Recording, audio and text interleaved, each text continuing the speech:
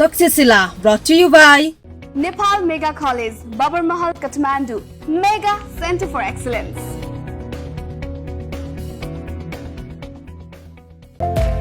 Admission open for Science, Management, Humanities. Jaya Multiple Campus. Gokarneswar Art, Makalbari, Kathmandu. पुर्याइदेऊ हरदम हरपल 24 घण्टा हामी तपाईको सेवामा।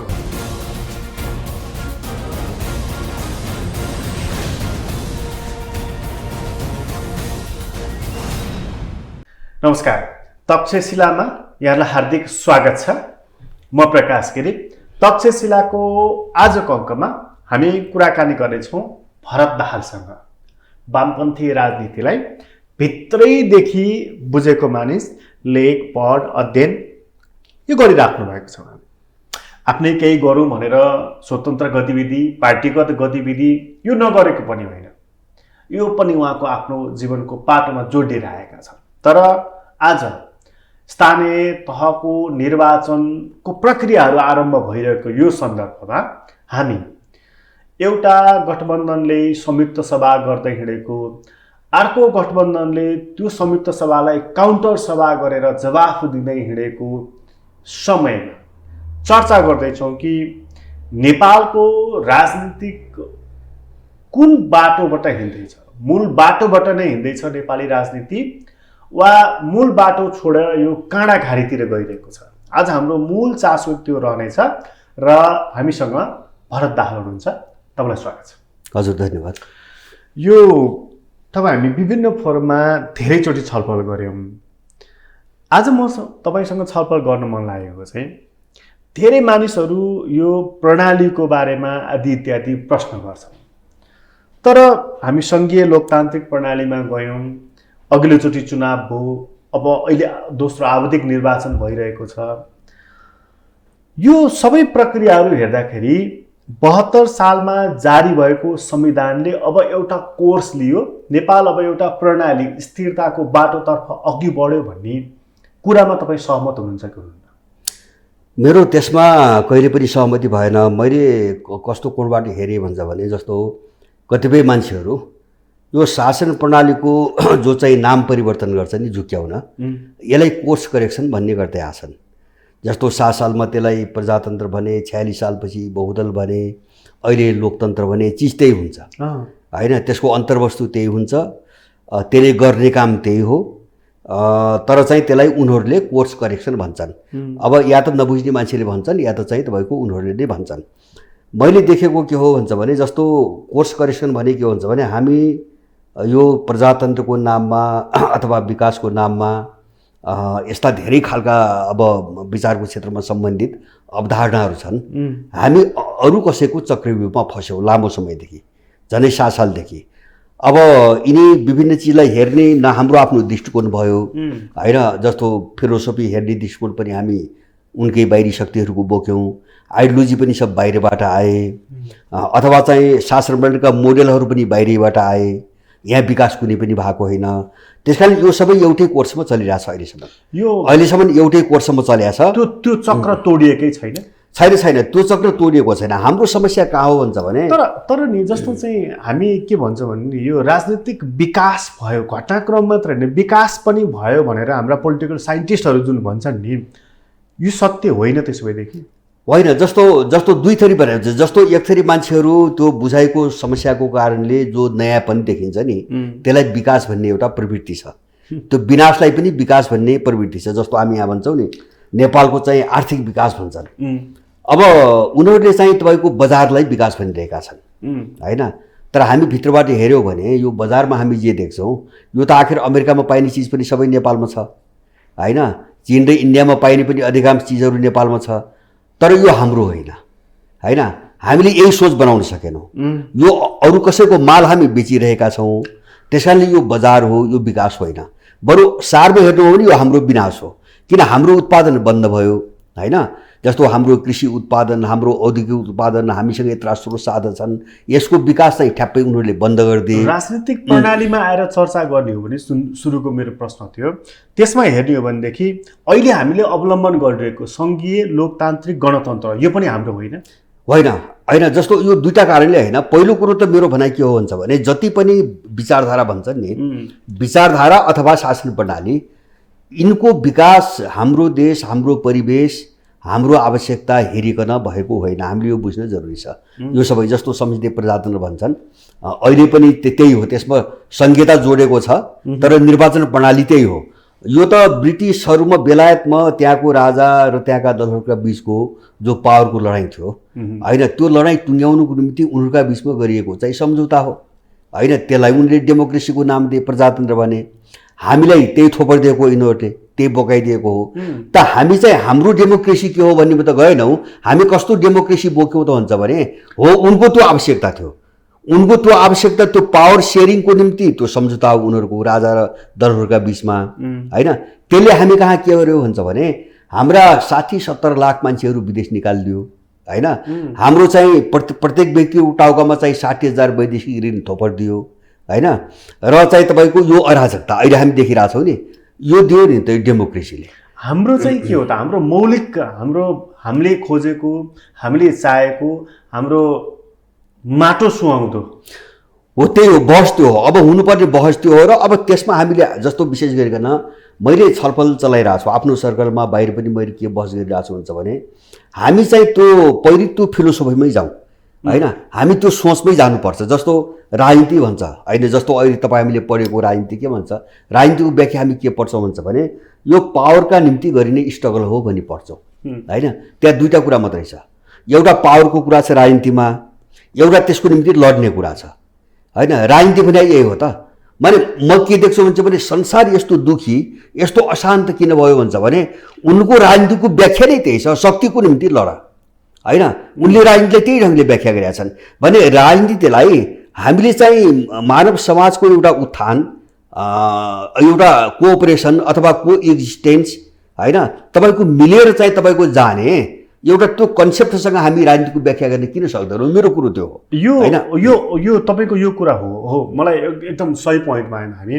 यो अहिलेको प्रणाली हामीले जुन अवलम्बन गरिरहेको सङ्घीय लोकतान्त्रिक प्रणाली हाम्रो होइन, हाम्रो माटो सुहाउँदो छैन भन्ने हो भनेदेखि हाम्रो चाहिँ के हो र हामीले गर्नुपर्ने के हो भन्ने कुरा त्यो उत्तर पनि त दिन सक्नु पऱ्यो नि त होइन। तपाईँसँग त्यसको उत्तर छ? एकदम छ।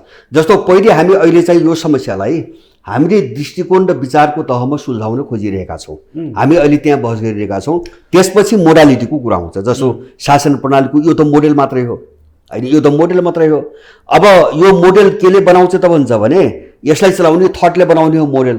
पहिले थटको समस्या के हो भन्नेमा हामी जानुपर्छ। जस्तो मैले भन्न खोजेको, मैले भने नि एउटा राजनीति भनेको पावरको निम्ति स्ट्रगल मात्रै होइन होइन होइन। अब हामी स्ट्रगलको ठाउँमा हामी मिल्ने कुरा गरौँ होइन। जस्तो राजनीति भनेको सबैलाई मिलाएर राख्ने, सबै बाँच्न पाउने एउटा चाहिँ तपाईँको ऊ हो भन्ने चिजमा हामी जाउँ होइन। जस्तो प्रजातन्त्रको परिभाषा म त्यस्तै देख्छु होइन। प्रजातन्त्र के तपाईँ के पाउनुहुन्छ भन्छ भने त्यहाँ दल छ, दलका बिचको चुनाव छ, दलको अधिकतम लक्ष्य सत्ता छ होइन।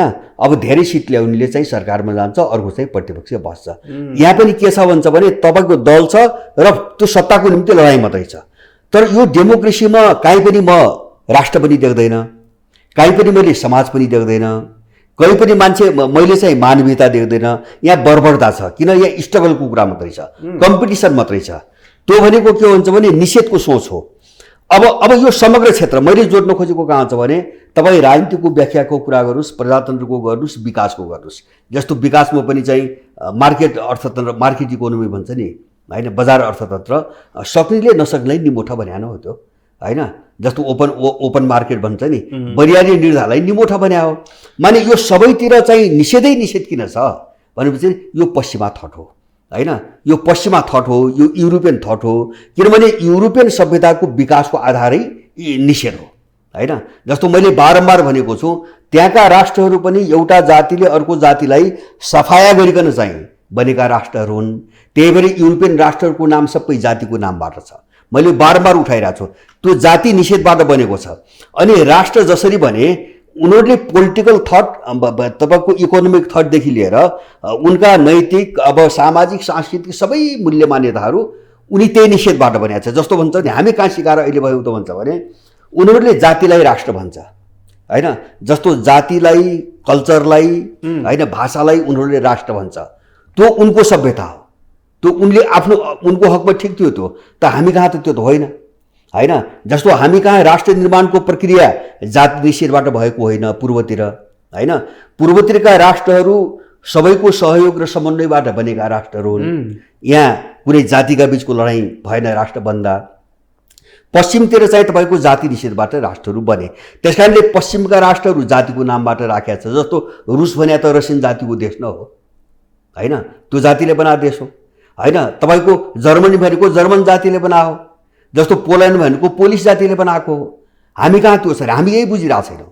त्यस कारणले गर्दाखेरि हामी निषेधको जो तपाईँको फिलोसफी छ, दर्शन छ नि, यसलाई नछोड्दासम्म हामी यसबाट निकास पाउँदैनौँ। भनेको हामीले पूर्वीय दर्शनलाई भुल्नु भएन हो। हाम्रो ऐतिहासिक सांस्कृतिक चाहिँ तपाईँको दिशा के हो, हामी त्यो पकड्नु पर्यो। त्यो पकड्दाखेरि चाहिँ हामीले गर्नुपर्ने के हुन्छ?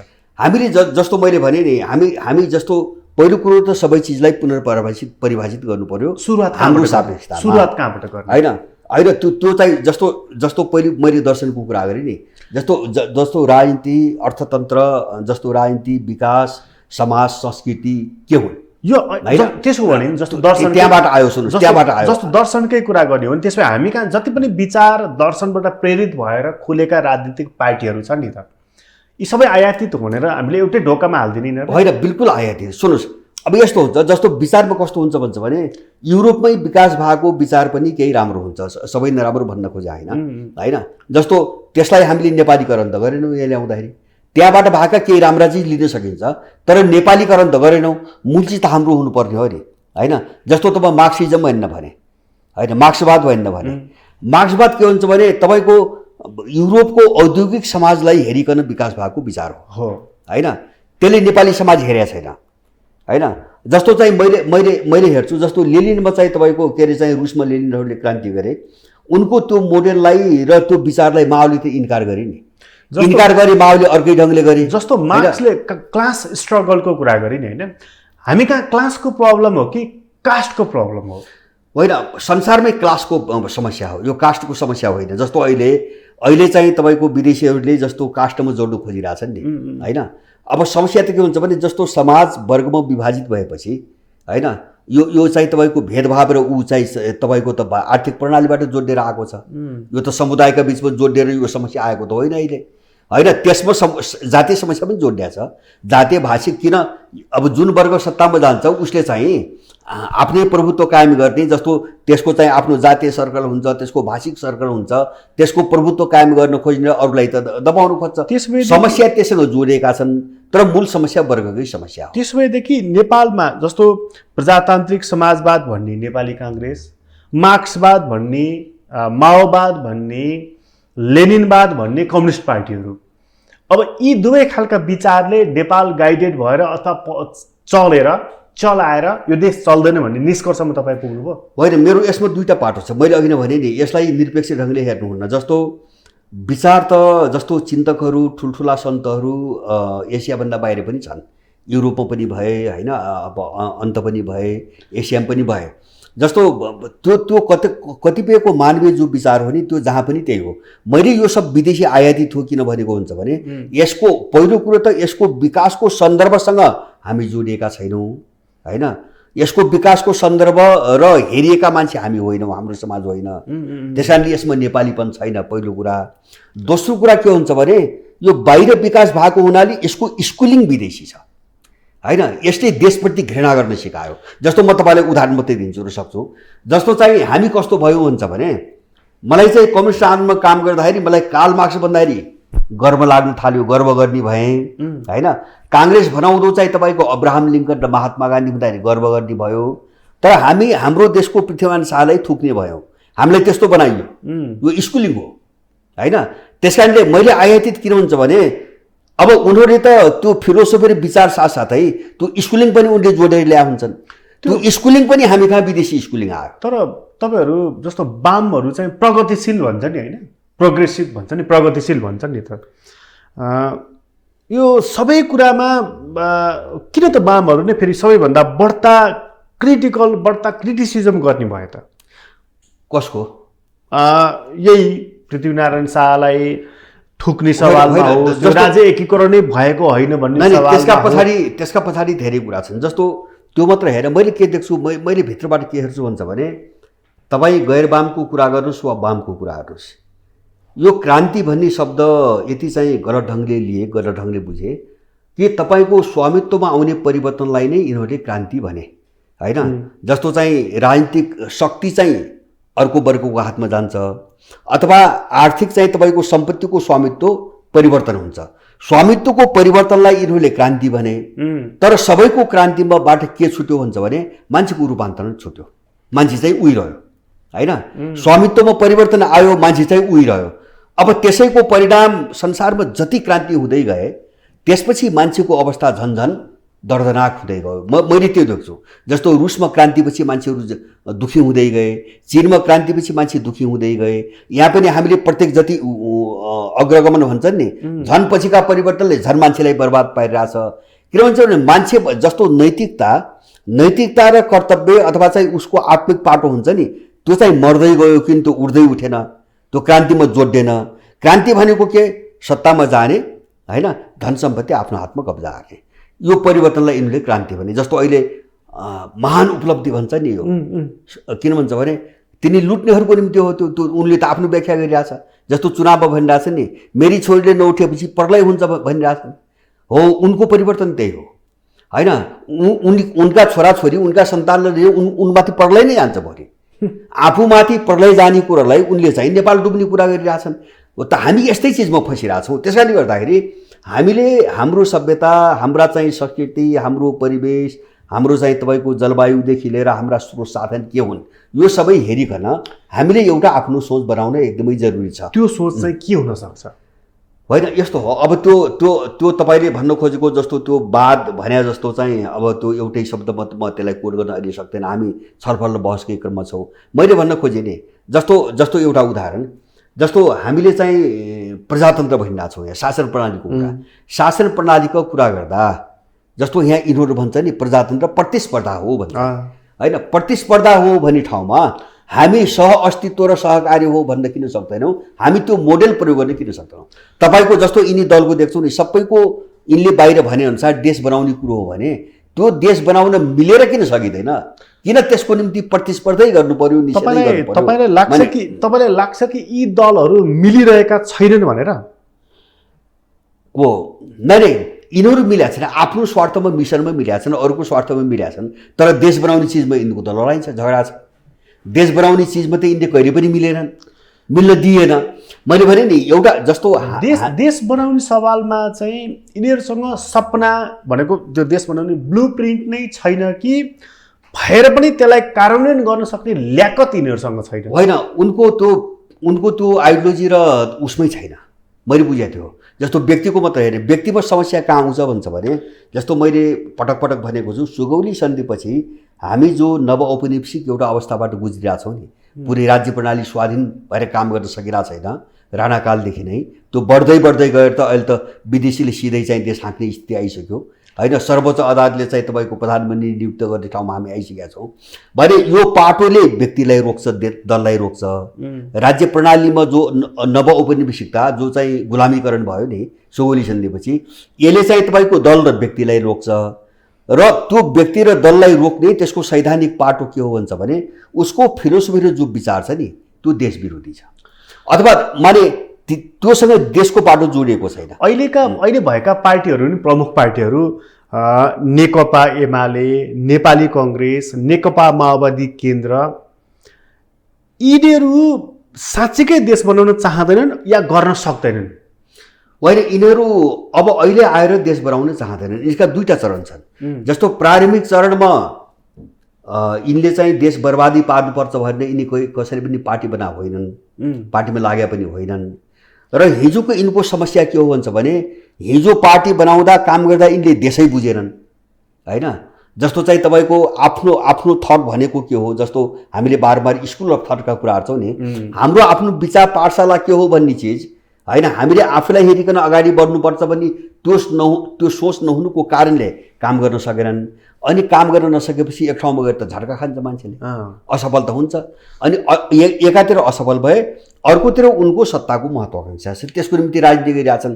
अनि उनीहरू त्यो सत्ताको निम्ति अब चाहिँ असफल भएपछि सत्ताको निम्ति पावरको निम्ति उनीहरू चाहिँ अरू कसैको हातमा बिक्नुपर्ने स्थिति आयो होइन। उनीहरू सबै विदेशी दलाल भए मैले बुझेको। सबै नै होइन, सबै हुन् विदेशी मिसनमै काम गर्ने हुन्। अनि यस्तो हो, हामीले हेर्ने के हुन्छ भने म रिजल्ट मात्रै हेर्छु है। म अब यो कागजी रूपमा अब कसैका तमसुक छन् कि लिखितम छन् कि यस्तो चिजमा म जान चाहन्न। मैले भने नि 7 साल यता हेर्नुहोस् त, 7 सालपछिका 3टा परिवर्तन हेरौँ, अरू धेरै नै हेरौँ। 7 सालको परिवर्तनपछि नेपालमा भएका उल्लेखनीय तपाईँ हामीले इतिहासमा पढ्दाखेरि टप्प टप्प टिपेर भन्न सक्ने काम के?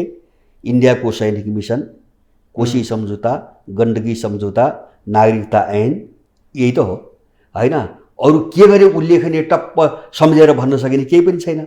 अब 47 सालपछि हेर्नुहोस्, दार्चुङ्गा हत्याकाण्ड, दरबार हत्याकाण्ड, पजेरो काण्ड, लाउडा काण्ड, धमिजा काण्ड, चेजेर काण्ड, नागरिकता काण्ड होइन। हामीले टप्प टिपेर भन्न सक्ने यही हो। अब 63 सालपछि देख्नु भएको छ यी तमासा। भनेपछि यस्तो किन हुन्छ त, यो हामी सोधौँ त। जस्तो नेपालको पछिल्लो जति परिवर्तन भन्छन् नि, प्रत्येक पछिल्लो परिवर्तन र अघिल्लोको भन्दा डरलाग्दो ढङ्गले देशलाई बाँड्दै गएको छ। प्रत्येक पटक झन् ठुलो सङ्कट ल्याउँदै गएको छ। अनि 7 सालमा तपाईँको काङ्ग्रेस प्रजा परिषदको झगडामा चाहिँ तपाईँको बाँडिएका मान्छे हामी। अनि त्यो चाहिँ दायरा बढ्दै बढ्दै बढ्दै हामीले कहाँ पुग्यौँ, अहिले कहाँ पुग्यौँ हुन्छ भने देश रहन्छ कि रहन्न भन्ने ठाउँ पुग्यो। आज यो प्रश्न त 7 सालमा त थिएन नि। त्यति गम्भीर प्रश्न आज खडा भएको छ र होइन? के अरे सङ्कटै त्यही हो।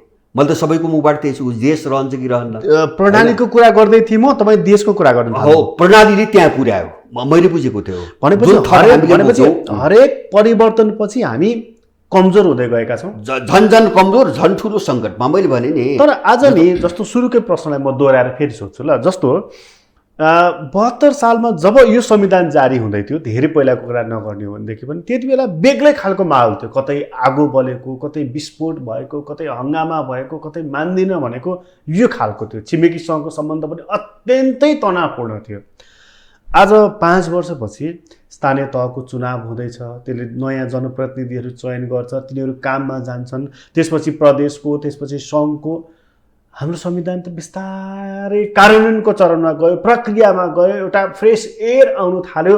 अब त यो कसरी प्रणाली पनि सुरक्षित, देश झन् सुरक्षित, यो बाटोमा गएन र? यस्तो हो, जस्तो तपाईँले भनेको कुरो जस्तो प्रतिरोधको अभावमा अथवा त्यस्तो शक्ति समयमै निर्माण नहुन सक्ने कारणले अथवा चाहिँ एउटा परिवेशको जो प्रतिकूलता छ नि, त्यसको कारणले अब यिनीहरूले आफ्नो काम जारी राख्ने एउटा कुरा हो। त्यति हो, 72 सालपछि त्यति हो। तर अब त्यो सुदृढ होइन कि यो आफै पनि समाप्तिको बाटोमा गइरहेछ भन्ने कुरो कहाँ देखिन्छ भन्छ भने यसको आन्तरिक विकास प्रक्रियामा होइन।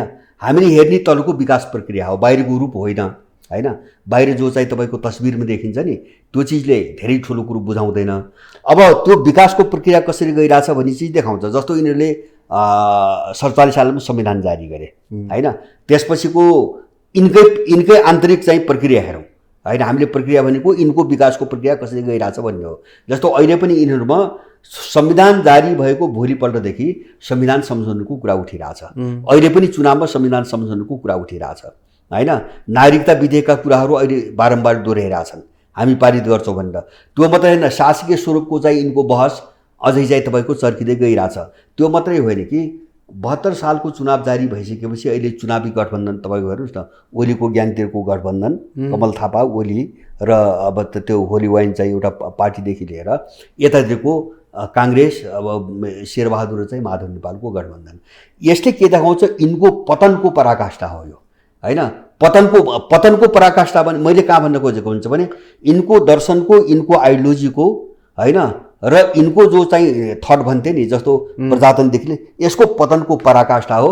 यिनी बिल्कुल पशुमा परिणत भइसकेका छन् होइन। किनभने राजनीति भनेको कुनै विचार नभएको, सिद्धान्त नभएको, मूल्य नभएको, बिल्कुल बजारको चाहिँ तपाईँको एउटा विज्ञापन र एउटा खपतको निम्ति राखेको चिज हो भन्ने बाटोमा उनीहरू हिँड्न बाध्य भइरहेछन्। अब मलाई लाग्छ यो आन्तरिक रूपमा पतनको पराकाष्ठा योभन्दा बढी केही पनि हुँदैन। अब मात्रै यो के हो भन्छ भने यो ढल्ने कुरा हो। जस्तो तपाईँले अघि नै भन्नुभयो नि, यो ढल्ने कुरा हो। ढल्ने कुरा के हो भन्छ भने यससँग चाहिँ सबै चिजको समन्वय, जसको यसको प्रतिरोध गर्ने शक्ति, अब वरिपरिको परिवेश होला, परिस्थिति होला, मान्छे होला, अन्तर्राष्ट्रिय दुनियाँ होला, यो सबै अनुकूलता जुन बेला एकै ठाउँमा आएर जोडिन्छ नि, त्यो दिन यो चाहिँ तपाईँको ठेक्दै नसक्ने गरी आफै यो ढल्छ, त्यो बाटोमा छ यो। आवरणमा यो आवधिक निर्वाचन हुँदै गरेको, संविधान कार्यान्वयन हुँदै गरेको, नयाँ जनप्रतिनिधिहरू चयन हुँदै गरेको, झन्डा हल्लाउँदै हिँडेको, यो चिजले कुनै कुराको सङ्केत गर्दैन? यसले यिनीहरू संस्थागत हुने सङ्केत कतै पनि गर्दैन होइन। मैले भने नि जस्तो निमित्त कारण खोजे, जस्तो तपाईँ एउटै उदाहरण, जस्तो अहिले युक्रेनको बारेमा धेरै ठुलो चर्चा छ। तपाईँको ताइवान गर्दा गर्दै होइन आगो बल्यो युक्रेनमा होइन। युरोपमा एक हप्ता अगाडिसम्म युक्रेनमा त्यो होला भन्ने कसैको दिमागमा थिएन, त्यही अमेरिकनहरू दिमागमा पनि थिएन। उनी ताइवान भन्ने लागिरहेको थिए। माने त्यो कमजोर कडी कहाँनिरबाट भत्किन्छ भन्ने कुरा अनुमान गर्न सकिँदैन अहिले होइन। यिनीहरू त्यस्तो नाजुक पोइन्टमा गइसकेका छन् होइन। अब एउटा हामी उत्कर्ष भन्छौँ नि, क्लाइमेक्सको एउटा दृश्य हो नि, अब त्यो दृश्य कुनै पनि बेला कुनै पनि बिन्दुबाट आउन सक्छ। अहिले त के छ भन्छ भने यसलाई बचाउको निम्ति सारा अन्तर्राष्ट्रिय शक्ति लागेको छ, जसले यो दियो यिनीहरूलाई।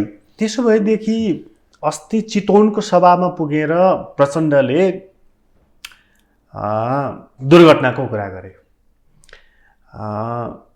यो दुर्घटनाको कुरा धेरै नेताहरू गरिरहेका छन्। प्रचण्डले गरे, केपी ओलीले गरे, सारा चिजहरू गरिरहेका छन्। उनीहरूले गरेको सङ्केत त्यही हो त कि यो व्यवस्था प्रणाली होइन, त्यो उनीहरूले पनि बुझेका छन्। जस्तो चाहिँ मैले अस्ति विकास प्रक्रिया भने नि, समाजको विकास प्रक्रिया भने, त्यो कोणबाट हेर्दाखेरि हामी खोक्रिसकेका छौँ। अब हाम्रो तल टेक्ने आधार छैन, सबै जर्जर भइसकेको छ। त्यस कारणले यो कुनै निमित्त कारण, एउटा चाहिँ त्यो विस्फोट हुने कारण जोडिने बित्तिकै यो जान्छ, हामी ठेक्न सक्दैनौँ, उनीहरूलाई थाहा छ।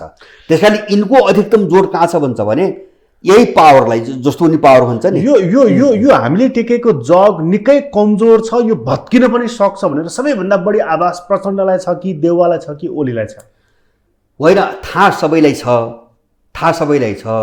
तर यसबाट सबभन्दा बढी भयभीत भनेको बाबुराम र प्रचण्डै हुन्, मैले बुझेको। उनीहरू किन बढी चिन्तित र भयभीत छन्? यो रहेन भने उनको अवशेषै रहन्न। किन भन्छ भने हामीले हेर्ने के हुन्छ भने, जस्तो संसदीय प्रजातन्त्रको कुरा गर्दा तपाईँ हामी भन्छौँ नि, यसको प्रतिनिधि पात्र त काङ्ग्रेस हो। अरूलाई त संसदीय प्रजातन्त्रको कम्पोनेन्ट भनेर कसैले त गर्दैन। यिनी कम्युनिस्ट बनाउँदा पछि त खान मिसिएको मात्रै हो त्यहाँ त होइन, खान र लुट्न मिसिएको मात्रै हो, नसकेर अर्को बाटोबाट नसकेर। भनेपछि जसरी संसदीय प्रजातन्त्रको वाहक त्यसको प्रतिनिधि काङ्ग्रेस हो, त्यसै गरी अहिले जो चाहिँ 63 सालपछिको ल्याएको थियो नि, यो माओवादी युद्ध मार्फत विदेशीहरूले उनलाई वाहक बनाएर ल्याएको चिज हो। त्यस कारणले यसको प्रतित्व गर्छ भने त्यो प्रतित्व गर्ने शक्ति प्रचण्ड बाबुराम बाहेक कोही पनि होइन नेपालको। त्यस कारण यो गयो भने उनीहरूलाई टेक्ने धरातल नै हुँदैन। जस्तो माओवादी त कहाँ आएको भन्छ भने, हामी संसदीय व्यवस्था पुरै माने छैनौँ, मान्दैनौँ होइन। अब काङ्ग्रेसले चाहिँ 20 मा अलिकति माथि उक्लिएर सम्झौता गरे हुनाले हाम्रो सहमति भाव भनेको छ। यसलाई सम्झौताको दस्तावेज भन्छन् उनीहरू होइन, एउटा लाछो पनि बाटो। माने यो पनि ढल्यो भने त अब माओवादी कहाँ टेक्ने? यो प्रचण्ड र बाबुराम भयभीत भएको कुरा त तपाईँले बताउनु भयो। तर मलाई एउटा योभन्दा अगाडिको एउटा प्रसङ्गको एउटा वाक्य त अलिकति चाहिँ क्वेसन गर्नु मन लागेको। विदेशीको भर परेर अथवा उनले बोकाइदिएको भारी प्रचण्ड बाबुरामले यहाँ ल्याएर बिसाए भन्ने तपाईँको जुन मूल भनाइ छ नि, उनीहरूले लिएको मूल नीति माओवाद थियो। माओ विचारधारालाई वाद बनाएर उनीहरूले ल्याए। माओ चीनमा जन्मिए र त्यो विचारको विकास उनले त्यही गरे। त उनी कसरी पश्चिमाको भारी बोक्नु पुगे त? मैले यो नबुझेर सोधेको होइन। उनीहरू पहिले यस्तो हो, जस्तो उनकै भाषामा है, उनले पहिले भन्थे नि जो भाषा, संसदीय व्यवस्था भनेको खसीको टाउको झुन्ड्याएर कुकुरको मासु बेच्ने पसल हो भन्थे होइन। जो लेनिनले भने त्यसलाई भोगाउँथे होइन। त्यो यिनले त्यसबाट राम्रो सिकेका रहेछन्। किन व्यापार गर्नुको निम्ति यस्तो गर्नुपर्ने रहेछ भन्ने राम्ररी सिकेका रहेछन्। त्यसको प्रयोग गरे हुन् होइन। त्यसको प्रयोग गरे यिनीहरूले, सफलतापूर्वक प्रयोग गरे। पोस्टर एउटा हो, यिनले पनि खसीको टाउको देखाएर कुकुरकै मासु 10 वर्षसम्म युद्धको नाममा यिनले कुकुरकै मासु बेचे। माओवाद भने हो, माओवाद भने देखाउने माओवाद देखाए। सारा मानिसले बुझ्दाखेरि यिनीहरू चीनसँग नजिक रहेछन् भनेर बुझाउने हो। मान्छेलाई त्यो भ्रम पारेर मान्छे प्रयोग गर्ने। तर उनीहरू खास चाहिँ कसका रहेछन्? जसले सत्तामा ल्यायो उसैका रहेछन्। यो पश्चिमाहरूका रहेछन् भन्ने कुरो त सारा क्लियर भयो होइन। इन्डियन समेत भनौँ न। अब नत्र भने जस्तो तपाईँ हामी एउटा लाटाले पनि उनी तपाईँको इन्डियाले 10 वर्ष अब उनलाई त्यत्रो आश्रय, तालिम, हात हतियार के कारण दिन्छ? मैले एकजना उनीहरूसँग मसँग छलफल हुँदाखेरि उनको केन्द्रको एकजना मान्छेको मैले भने, मान्छे इमान्दार नैतिकवान हुन्। तिमी इमान्दार हो भने एउटा कुरा भन भनेको थिएँ मैले। माओवादीलाई 10 वर्ष सेल्टर इन्डियाले किन दियो, किन पाल्यो होइन दिल्लीमा होइन? या त इन्डिया समाजवादी देश थियो र गर्यो भन, या प्रचण्ड बाबुराम जनयुद्धभन्दा पहिले उनको हातमा बिकिसकेर होइन उनको माल यहाँ खपत गराउनुको निम्ति प्रयोगमा आएका थिए भनेर भन होइन? उनीहरू कसैले पनि जवाब दिँदैन। एउटा त दिनु पऱ्यो नि त, कि इन्डिया समाजवादी थियो भन्नु पऱ्यो, कि चाहिँ यिनीहरू पहिले नै बिकिसकेका थिए भन्नु पऱ्यो। उत्तर के थियो उनको? उनीहरू पहिले बिकिसकेका थिए। पहिले बिकिसकेका थिए। मैले बारम्बार भनेको नबिकेको भए होइन, पहिले नबिकेको भए जस्तो चाहिँ युद्धको सारा तारतम्य मिलाएर यहाँ चाहिँ त्यही बन्दुक पट्काउनु लगाउने, अनि बन्दुक पट्केपछि तपाईँको स्वाट्ठ गरी दिल्ली बस्ने र इन्डियाले बडो आनन्दसँग चाहिँ तपाईँको पालेर राख्ने कसरी सम्भव हुन्छ? तपाईँहरू जतिको बुझ्छ कि मान्छे पनि भयो किन भयो नि त त्यति बेला? होइन, हामीलाई त भित्र अब त्यहाँ एक त चाहिँ उनीहरू को हुन् भन्ने पनि सबै थाहा हुने कुरा भने। दोस्रो कुरा हामीले के अनुमान भएन भन्छ भने यहाँ चाहिँ बन्दुक पट्काउन लगाएर उनीहरू दिल्ली बस्छन् भने त हामीले त थाहा भएन। त्यो त पार्टीमा भने त थिएन उनीहरू त यही लड्छन् भन्ने थियो हामी सबैलाई। त्यसभए नेपालभित्रै लड्छन् भन्ने थियो। मलाई त्यसभएदेखि यो अलि 2-4 महिना यतादेखि म एउटा के बहस देखिराखेको छु एउटा बौद्धिक जगतमा भने, नेपालमा अब कम्युनिजमले उद्धार गर्न सक्दैन, माओवादले त झनै सक्दैन, यसको विघटन शीघ्रातिशीघ्र जरुरी छ भनेर। यो चाहिँ के पश्चिमाहरूले नै तयार पारिदिएको स्टेटमेन्टलाई घोकेर उनीहरूले बोलेका हुन् कि यसमा केही दम छ? होइन, यस्तो हो, माओवादीले मात्रै गर्दैन, कम्युनिजमले पनि मात्रै गर्दैन भन्ने जो मान्छे छन् नि, यिनीहरू अर्को कोणबाट उनीबाट खेलाएका मान्छे हुन्। मैले भने हाम्रो बहस चाहिँ आयातित मैले चाहिँ त्यो विचारभित्र भएको राम्रो पाटोलाई मैले भन्न खोजेँ होइन। मार्क्सवादमा थुप्रै राम्रा चिजहरू छन्, त्यो कुनै बेला गरौँला छलफल। अहिले पनि विचारको हिसाबले तुलनात्मक रूपमा सबैभन्दा श्रेष्ठ वैज्ञानिक विचार त्यही हो, तुलनात्मक रूपमा। तर थुप्रै समस्या छन् त्यसमा।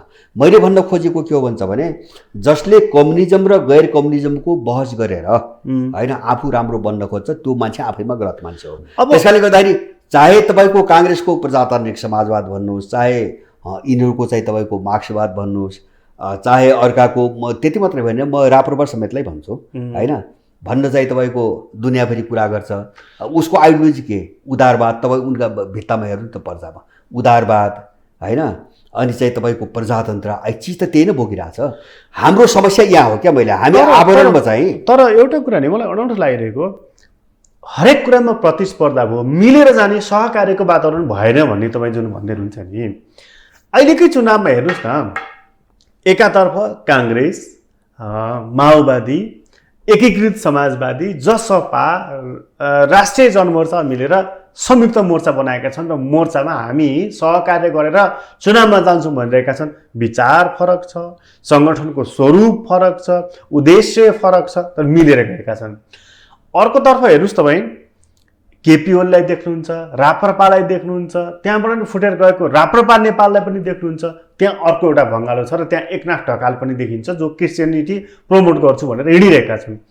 कहाँ छैन परस्पर मेलमिलाप? कहाँ छ मेलमिलाप? छ यिनीहरूको जस्तो, यिनीहरूको मेलमिलाप यिनीहरूको आफ्नो स्वार्थमा छ होइन। जस्तो जित्ने कुरामा तपाईँले कुरो गर्नुभयो, चुनाव जित्ने कुरामा सबै खालका विजातीय देखिने तत्त्वहरूको मेलमिलाप भयो। तर यिनको चाहिँ तपाईँको मैले उठाएको के हुन्छ भने, देश बनाउने मुद्दा, देश समाज र मानवता अथवा हाम्रो समृद्धिको कुरा गर्दा हामी त्यो चाहिँ सोचमा, हामी त्यो विचारमा र हामी त्यो मूल्यमा मिल्ने होइन, सैद्धान्तिकको त्यहाँ मिल्ने भने हो। यिनीहरू अहिले चुनावमा जुन गइरहेका छन्, यत्रा मोटा मोटा घोषणापत्र ल्याइरहेका छन्, यो देश विकासको खाका होइन? अब चुनावको निम्ति त सारेका छन्, तर उनीहरूको हामीले हेर्ने इतिहास हो होइन। उनले मैले भने नि, मैले त इतिहास पनि हेर्दैन भन्छु मैले। जस्तो हिजो के गरे गतिविधि अहिले भनिरहेको छ नि, हामी हिजो जस्तो फेरि गर्दैनौँ। मेरै आँखाले देखेको छु मैले 25 साल 62 सालमा दाङमा, हिजो ठुलो हामीले गल्ती गरेछौँ, अब यस्तो गर्दैनौँ, माफ गर्नुहोस्, हामीलाई साथ दिनुहोस्, एकचोटि मान्छे नआउने स्थिति थियो यिनीहरूको। 2-3 वर्ष त यिनका पार्टीका 2-4 मान्छे मात्रै चोक परिक्रमा गरेर चाहिँ आन्दोलनको कर्मकाण्ड पुरा गरे होइन। पछि माओवादीसँग मिसाइएपछि चाहिँ तपाईँको यो बाहिर मान्छे ल्याएको। अब त्यो यिनले अहिले पनि त्यही गरिरहेछन्। त्यसकारणले गर्दाखेरि अब यिनले हिजो के गरे र अब के गर्लान् यो पनि धेरै बहस गर्नु पर्दैन जस्तो लाग्छ मलाई। त्यसो भएदेखि यो प्रसङ्गलाई म टुङ्ग्याउँछु। त्यसो भएदेखि यो प्रणाली विघटनको सङ्घारमा छ भन्नुहुन्छ तपाईँ? विघटनको एकदम उग्र रूपमा त्यो प्रक्रियामा छ र मैले चाहिँ यहाँ हेरेँ, नेपाल मात्रै हेरेँ होइन, मैले नेपाल मात्र हेरेर भन्दै छैन कि यो समस्या संसारकै समस्या हो होइन। यो संसारकै समस्या के हो भन्छ भने प्रजातन्त्र विकासको नाममा जो पश्चिमा मूल्य मान्यताले संसारलाई चौपट बनाइदियो नि आज होइन, त्यो अन्तिम विघटनको चाहिँ एउटा चरणमा प्रवेश गरेको छ। युक्रेन सङ्कट त्यही हो मैले बुझेको। किन युक्रेन सङ्कटसँग जोडिएर जस्तो बहुध्रुवीय विश्व, नयाँ विश्व व्यवस्था यावत कुराहरू आइरहेछन् नि, त्यो चाहिँ त्यही पश्चिमा थटकै विरुद्धमा आइरहेछन् मैले बुझेँ। र अब त्यसले जो नेपाललाई गाँज्यो, नेपालमा पनि त्यही भइरहेछ अहिले। एकैछिन म तपाईँसँग चुनावमा केन्द्रित हुन चाहन्छु। यो अहिलेको चुनावमा एकातर्फ संयुक्त सभाको काउन्टरमा अर्को सभा र नेताहरूको गाली गलौज। एउटाले भन्छ माधव नेपालको नाम लिनुपर्दा मुख कुल्ला गर्नुपर्छ, अर्कोले भन्छ त्यो फलानु त कुहिएको फर्सी हो। यो तहको अभिव्यक्ति नेताहरूबाट आइरहेको छ र उनीहरू सयौँ हजारौँ मानिसहरू भेला पारेर यस्ता भाषणहरू सुनाइरहेका छन्। यसले के सन्देश दिइरहेको छ? हो यही हो मैले उठाउन खोजेको यही हो। बजारवाद भनेको यही हो होइन। जस्तो बजारमा माल बिक्रीको निम्ति एउटा विज्ञापन देख्छौँ नि हामी आजभोलि, कुहेका सडेगलेका चिजहरूलाई पनि तपाईँको खपत गराउनुको निम्ति विज्ञापन देख्छौँ नि, अर्कामाथि आक्रमण, आफ्नो चाहिँ तपाईँको प्रशंसा। यिनीहरू कति पतन भयो भन्छ भने अब यिनीहरूसँग त्यो ढङ्गले बहस गर्ने बाहेक अर्को कुनै पनि मुद्दा यिनको हातमा रहेन। भनेको पँधेरामा हुने झगडा मैले भने नि जस्तो एउटा चिन्तन, विचार, सिद्धान्त अथवा मूल्य मान्यता भन्ने हुन्छ नि, सबै चिज तपाईँको स्खलित भएपछि अब यिनीहरू चाहिँ यो गाली गलोजको चरणमा। गाली गलोज पनि कस्तो भन्छ भने उही चाहिँ पुरानो जमानामा मान्छे सराप्ने, दुत्कार्ने हुन्थ्यो नि, अब यिनीहरू जानु त्यो पोजिटिभली सकारात्मक कोणबाट कुरा गर्दै। जस्तो प्रचण्डले उनकी छोरी चाहिँ नजितेपछि डरलाग्दो सङ्कट आउँछ भने के तपाईँ उनको राजनीति छोरीमा गएर टुङ्गियो अब होइन। त्यो सङ्कटलाई टार्ने उनीसँग त विचारको कन्सेप्ट त मरेछ नि त अब होइन। कुनै विचारले, कुनै उद्देश्यले, कुनै मूल्यले देशको सङ्कट टार्न सकिन्छ भन्ने बाटोबाट त उनी नराम्रोसँग च्युत भइसकेका छन्। त्यसैले अब देश सङ्कटमा पर्ने नपर्ने भन्ने कुरा उनकी छोरीले जित्छिन् कि जित्दिनन् भन्ने कुरामा भयो। उनको एकमात्र अभिष्ट छोरी जिताउने भयो। हो अब अरू केही छैन त के। मैले भने नि त्यो पावर जो भन्छौँ नि, जो पावरको राजनीति गर्छन् नि, त्यो पावरबाट बाहिर हुन दिन त यिनीसँग केही पनि छैन। अब उन त त्यो त बुझिरहेको छ नि, त्यहाँ डराइरहेछन्। उनले त्यो दुर्घटना भनेर कतै प्रणाली अथवा फर्केर म फेरि जङ्गल जान्छु र अर्को युद्धको यो कुनै सङ्केत गरे त होइन?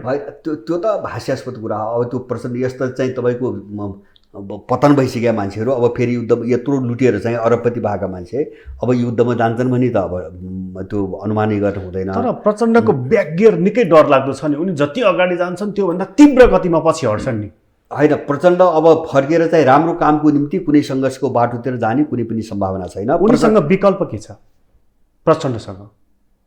उनीसँग विकल्प यस्तो हो, जस्तो उनको छटपटाट के हो भन्छ भने जस्तो प्रचण्ड जस्ता मान्छेहरूको जस्तो पावरमा कसरी टाँसिराख्ने, अधिकतम उनको सुरक्षा भने पावर मात्रै हो। अब पावर उनलाई किन यति धेरै चाहियो?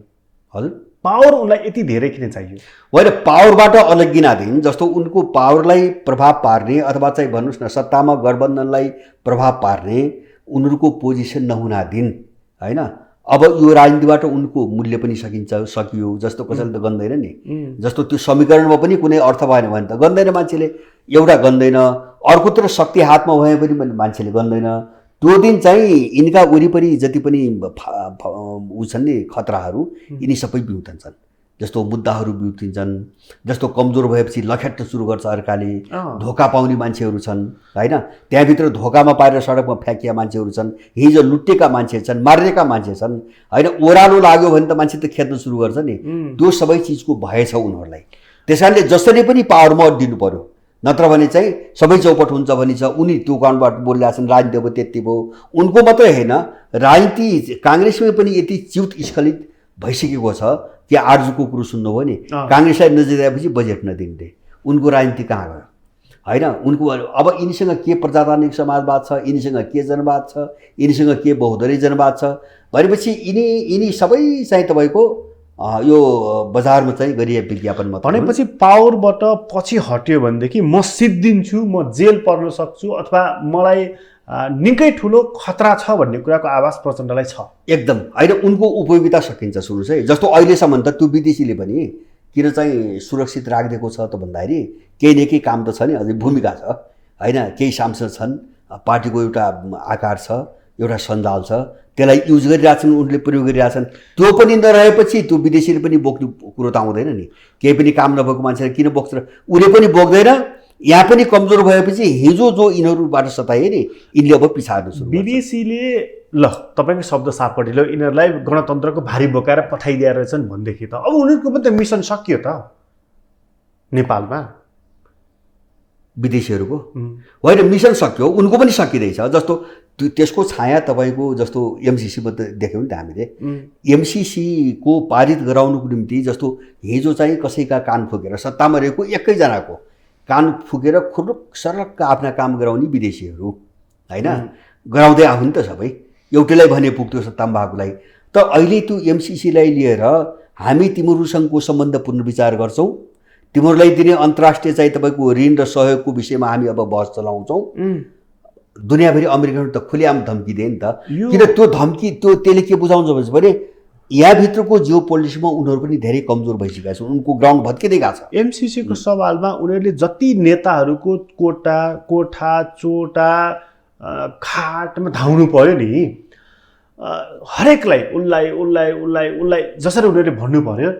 योभन्दा त हिजो दरबार हुँदाखेरि त दरबारलाई भनिदियो, त्यसपछि सबै काम सकेर आउँथ्यो, एकैचोटिमा काम सकिहाल्थ्यो। त उनीहरू एउटा पावर सेन्टर खोजिरहेका छन्। अब पावर सेन्टर आफ्नो कोणबाट खोजेका छन्। जस्तो उनलाई समस्या त्यही हो सबैलाई। जस्तो सबैको त म भन्दैन, जस्तो पश्चिमाहरू अहिले एउटा पावर सेन्टर चाहिँ छुट्टै फेरि विकल्प खोजिरहेछन् भन्ने चाहिँ मलाई लाग्दैन अझै पनि। तर अहिले इन्डियनहरू पनि त्यो बाटोमा बाध्यतापूर्वक गइरहेछन् होइन, बहस चलिरहेको छ। अब चीन र रुस जस्ता देशहरू पहिलेदेखि नै थिए होइन, एउटा भरपर्दो पावर सेन्टर भएन भने नेपालमा काम गर्न गाह्रो छ। तर चीनको पनि सहमति नभइकन त दरबार ढलेको छैन नि नेपालमा।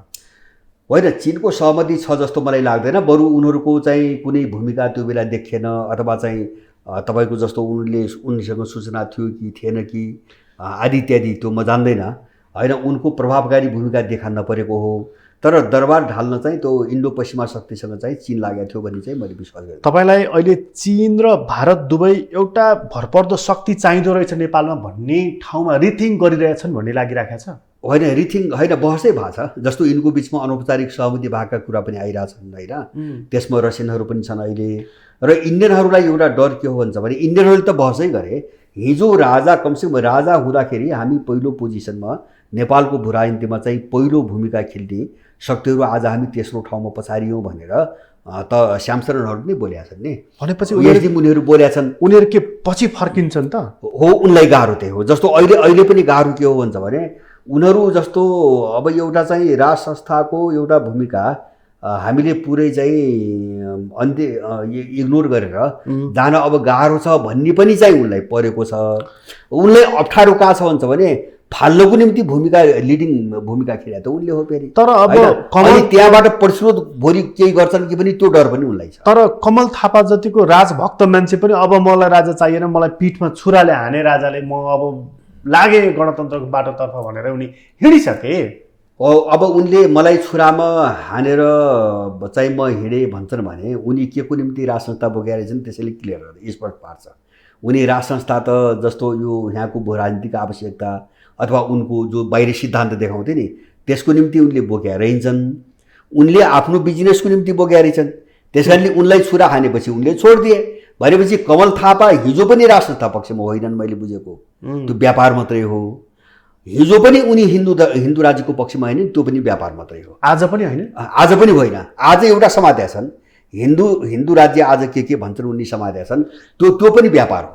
तर त्यो व्यापार हो भन्ने कुरो त तपाईँको 72 सालमा संविधान जारी हुँदाखेरि उनी त्यो प्रक्रियामा सामेल जब भए दिनदेखि का सबै गतिविधिले सबै देखाइरहेको छ। तपाईँलाई केपी ओली दरबारसँग नजिक छन् भन्ने लाग्छ? होइन, केपी ओली मलाई त्यस्तो लाग्दैन। केपी ओलीको जस्तो यो पछिल्लो पोजिसन मेरो अनुमान मैले बुझेको के हो भन्छ भने जस्तो अहिले ओलीका विरुद्धमा एउटा गठबन्धन देख्छौँ नि, यो सामन्त गोयल आएपछिको विकास हो होइन। सामन्त गोयल अब त्यसबेला मैले सुनेको के अरे चाहिँ अलि राजनीतिक तहको मान्छे गएर ओलीसँग अलिक राम्ररी डिल गर्नुपर्छ भन्ने कुराकानी गर्दाखेरि अब नेपालमा कुनै पनि दल यहाँको इन्डियाको राजनीतिक तहसँग सम्पर्क भएको कुनै पनि दलै छैन, सबैलाई रले चारवालले आएको हो। त्यस कारणले हामीले रकै मान्छे पठाउनुपर्छ, राजनीतिक तहबाट जान हुन्न भनेर गोयललाई पठाएको होइन। किन यिनको चाहिँ सम्पर्क उहाँ राजनीतिक तहमा केही पनि छैन, पहुँच छैन, त्यहाँ त रले चलाउँछ कर्मचारीले। अनि उनी आइसकेपछि अब केही चाहिँ भित्र अब केही सहमतिहरू भएको छन् अनौपचारिक, म त्यहाँ जान चाहन्न, म किन भन्छ भने आधिकारिक पुष्टि गर्न सकिन्न। तर उनको त्यसपछिको डेभलपमेन्ट चाहिँ त्यो हो भन्ने देखाउँछ। किन भन्छ भने अब सामन्त गोयलको आगमनपछि जस्तो ओलीको विरुद्धमा एउटा वातावरण बन्यो, अदालती प्रयोग गरेर उनलाई हुत्याइयो होइन। त्यसको एउटै कारण के हो भन्छ भने उनले चाहिँ आफ्नो चाहिँ अब सिफ्ट गरे, आफ्नो चाहिँ के अरे चाहिँ पोजिसन अलिकति सिफ्ट गरे। उनी टोटली इन्डियनहरूको हातमा गइसकेपछि एमसिसी जोखिममा पर्यो, त्यसै त लिङ्गरिङ हुँदै जस्तो आएको थियो। एमसिसीको सम्भावना अब अन्धकारमा परेपछि अब त्यो सामन्त गोयलको तपाईँको भ्रमणपछि अर्को मुभ सुरु भएर चाहिँ अदालतबाट शेरबहादुरलाई प्रधानमन्त्री बनाइयो।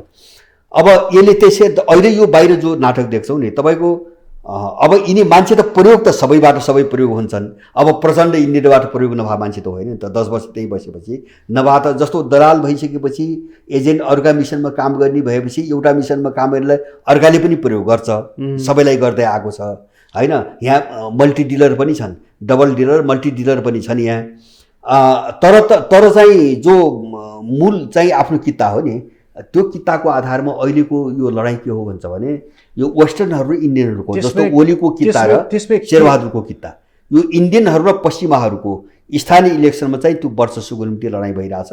यिनको ध्रुवीकरण यति हो मैले बुझेको। तर ओली एउटा कितामा छन्, देउबा अर्को कितामा छन्। हजुर, दुई कितामा हुँदाखेरि त वेस्टर्नहरूको इच्छा कसरी पुरा हुनुभयो त फेरि?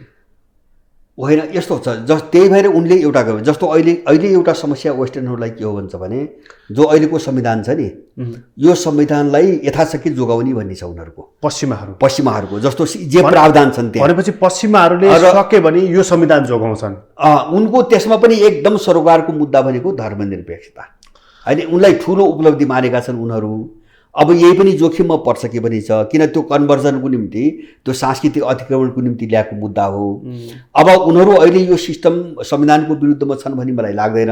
अब इन्डियनहरूको प्रयोग हो, अब अलिकति फाइदा हुन्छ अर्को मोडबाट हुन्छ भनेपछि हेरौँ भन्नेमा इन्डियनहरू पुगेका छन्। तर हिजोसम्म आइपुग्दा केपी ओलीले सार्वजनिक रूपमै जुन बोले, प्रेस मिट गरेदेखि असारको 17 गते दुर्घटना हुन्छ, यो सरकार गठबन्धन आदि इत्यादिहरू ढल्छन् भनेर जुन ढङ्गले मिति तोकेर उनले भविष्यवाणी गरेका छन् नि, अर्कोतर्फ प्रचण्ड दुर्घटनाको कुरा गर्ने, केपी ओली विघटनको कुरा गर्ने, मिति तोकेर, यसमा केही तारतम्य भेट्नुहुन्न तपाईँ?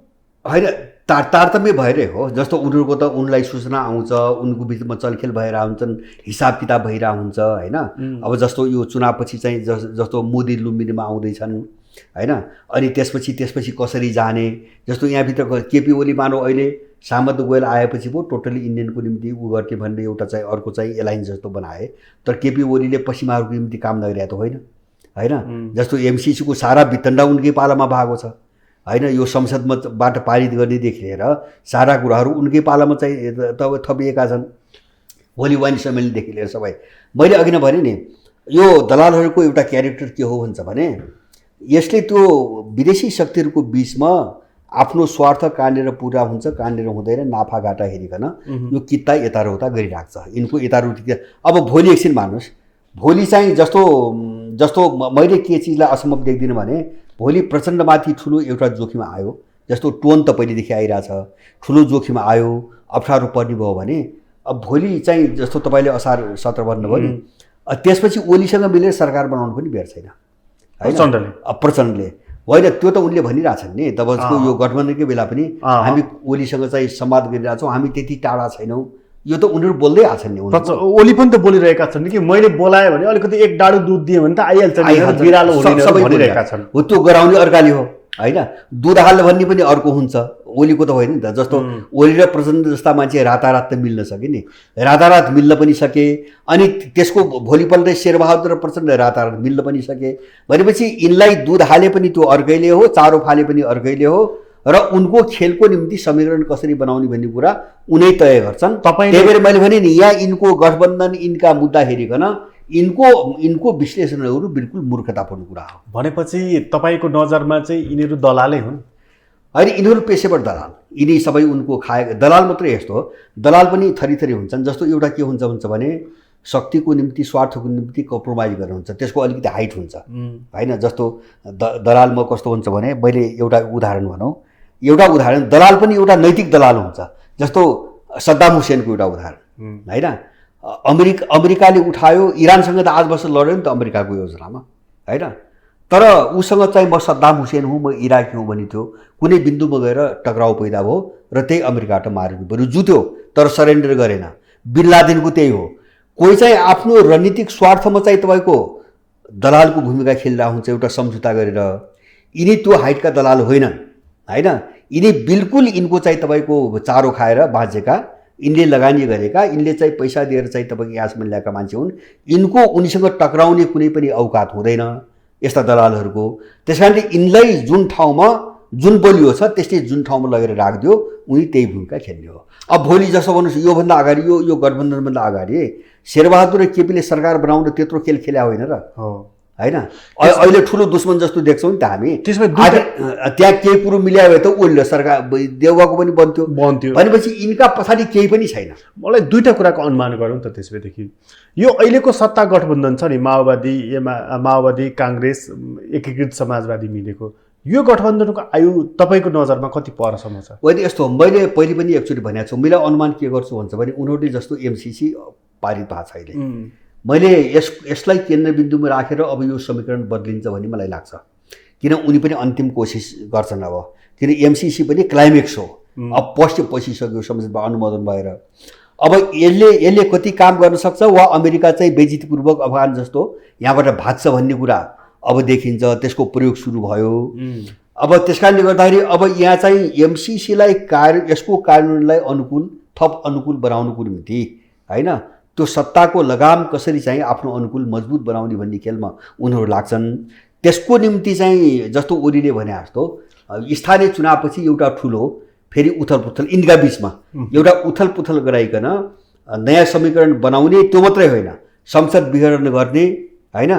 अब के अरे चाहिँ तपाईँको सङ्कटकाल लगाउने जो हामी पहिले चर्चा गर्थ्यौँ नि हो, यो कुनै पनि प्रक्रियाबाट जान्छ। तर एउटा मलाई पनि के विश्वास हुन्छ भने जो सरकार छ नि गठबन्धन, यो सरकार चाहिँ तपाईँको धेरै लामो समयसम्म जान्छ भन्ने मलाई चाहिँ विश्वास लाग्दैन। किन एउटा अनुकूलता बनाउनुको निम्ति उनले गठबन्धन बनाइदिए। यो गठबन्धन लामो देख्नु भएको छ, जाँदैन। यो गठबन्धनबाट त्यसमै संसद विघटन सङ्कटकालसम्मका पनि कुराहरू चर्चामा थिए नि, यसभन्दा अगाडि थिए, अहिले कोसिस पनि भएका हुन्। यो अझै बाँकी छन् ती चालहरू? होइन, अझै जीवित छन्। किन नै तिनी जीवित किन हुन्छन् भन्छ भने मिसन अर्काको छ होइन। त्यसको निम्ति अब हिजो आयो, त्यस कारणले यहाँको सन्दर्भमा आएको भए पो हिजो आयो टुङ्गिएको होइन।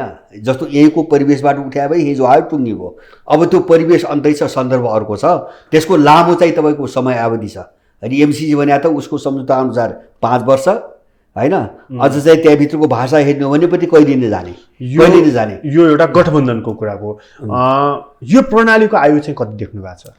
मैले प्रणालीको आयु यस्तो नेपालको सन्दर्भ मात्रै मैले हेर्दिनँ। मैले बारम्बार भनेको छु, जस्तो विश्वको एउटा सङ्कट के हुन्छ भने विश्वको सन्दर्भमा हेर्नुभयो भने आधुनिकतावादको खोल ओढेर होइन, जो पश्चिममा चाहिँ तपाईँको बर्बरता होइन, केही सय वर्ष त दुनियाँले झेल्यो नि, यसबाट दुनियाँ आजित भइसक्यो होइन।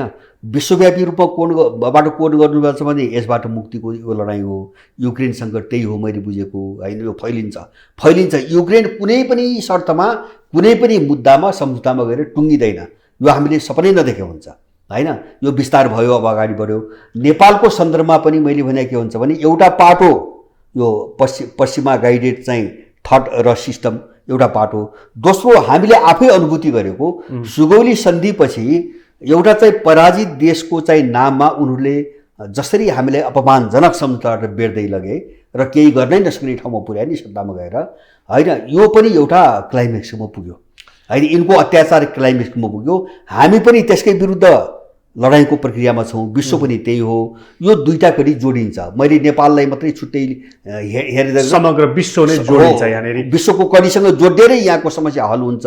मैले के देख्दैन भन्छ भने मैले दुईटा जस्तो तपाईँ हामी अहिले आन्तरिक रूपमा मात्रै यहाँको आन्तरिक फ्याक्टरले मात्रै यो केही वर्षभित्र यो सुल्झाउन सक्ने स्थिति मैले देख्दिनँ। मैले दुईटा कन्डिसन देखेँ।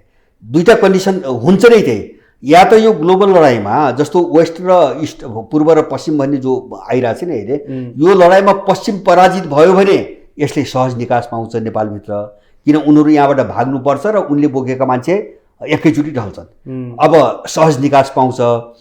यो युक्रेन सङ्कट चाहिँ लाम्बियो, अब केही वर्ष अगाडि चाहिँ बढ्ने भएछ भने नेपालमा एउटा चरण, अबको अन्तिम चरण एकदमै उग्र, हिंसात्मक, अराजक र बडो कटुतापूर्ण हुन्छ। त्यसपछि यसले निकास पाउँछ। तर नेपालले निकास पाउँछ, नेपालले हार्दैन। यो पछिल्लो परिस्थिति सबै हेर्दाखेरि। तपाईँलाई धेरै धेरै धन्यवाद। हस्, धन्यवाद। आदरणीय दर्शकबिन, तपाईँलाई पनि धन्यवाद। आज हामीले कुराकानी गऱ्यौँ भरत दाहालसँग। उहाँसँगको कुराकानी अहिलेलाई यति नै। तक्षशिलाबाट म प्रकाश गिरीलाई बिदा दिनुहोस्। ग्लोबल टेलिभिजन हेर्दै गर्नुहोला। नमस्कार।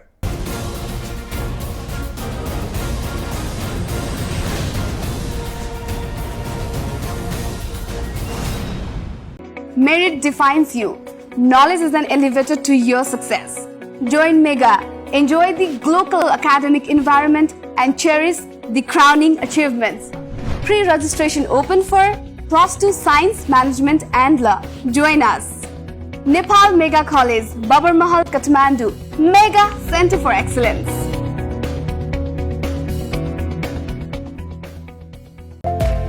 Admission open for Science, Management, Humanities. Jaya Multiple Campus. Gokarneswar 8, Makalbari, Kathmandu.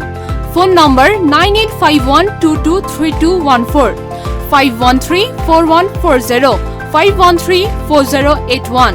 info@jmcampus.edu.np.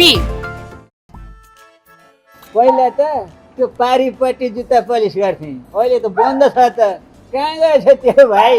हजुर, त्यसको के कुरा गर्ने हजुर, त्यो त लोकल बसमा लिन्टी हल्लिँदै आउँदै होला हजुर। अनि भाइ चाहिँ केमा आउँछौ त टाइममै? म हजुर, म त पुऱ्याइदेऊमा आउँछु हजुर। टाइमको पनि बचत, पैसाको पनि बचत। अनि म पनि त सधैँ पुऱ्याइदेऊमै चढ्ने गर्छु नि। अहिले पनि पुऱ्याइदेऊमै आएको। पुऱ्याइदेऊको भाइ कुरेर बसिरहेछ। पुर्याइदेऊ, हरदम हरपल 24 घण्टा हामी तपाईँको सेवामा।